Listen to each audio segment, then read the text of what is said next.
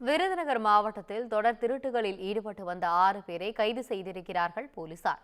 கெத்து காட்ட நினைத்த சில்வண்டுகள் சிக்கியது குறித்து விவரிக்கிறது இந்த செய்தி தொகுப்பு.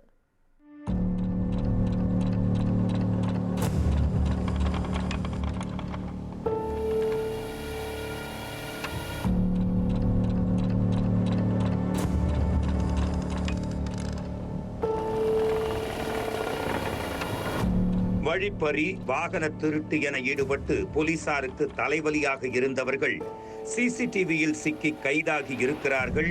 இந்த திருட்டு சில்வண்டுகள் விருதுநகர் மாவட்டம் அருப்புக்கோட்டை அருகே கஞ்சநாயக்கன்பட்டி பூபால நகரைச் சேர்ந்தவர் 60 வயது மூதாட்டி வேலம்மாள். இவர் தனது வீட்டின் வாசலில் அமர்ந்திருந்த போது அவ்வழியாக இருசக்கர வாகனம் ஒன்றில் வந்த 2 மர்ம நபர்கள் வேலம்மாள் கையில் வைத்திருந்த 18,000 ரூபாய் மதிப்புள்ள செல்போனை பறித்துக் கொண்டு கண் இமைக்கும் நேரத்தில் அங்கிருந்து தப்பிச் சென்றனர்.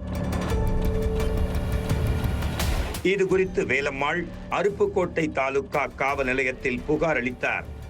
இதேபோன்று பந்தல்குடி பகுதியில் 2 இருசக்கர வாகனங்களும், அருப்புக்கோட்டை நகர் பகுதியில் ஒரு இருசக்கர வாகனமும் திருடு போன புகாரும் காவல் நிலையத்தில் பதிவாகியது. மேலும் காந்திநகர் அருகே கத்தியை காட்டி மிரட்டி 100 ரூபாய் பணத்தையும் இருசக்கர வாகனம் ஒன்றையும் மர்ம நபர்கள் பறித்துச் சென்றதாகவும் புகார் அளிக்கப்பட்டுள்ளது. இப்படி அடுத்தடுத்து குற்றச்சம்பவங்கள் அரங்கேறிய புகார்கள் குவிந்தது போலீசாருக்கு தலைவலியை ஏற்படுத்தியது. மர்ம நபர்களை உடனடியாக பிடித்து தலைவலிக்கு மருந்து தடவ நினைத்தவர்கள் குற்றச்சம்பவங்கள் நடந்த இடங்கள் மற்றும் அருகே உள்ள பகுதிகளில் இருந்த சிசிடிவிகளை ஆய்வு செய்தனர்.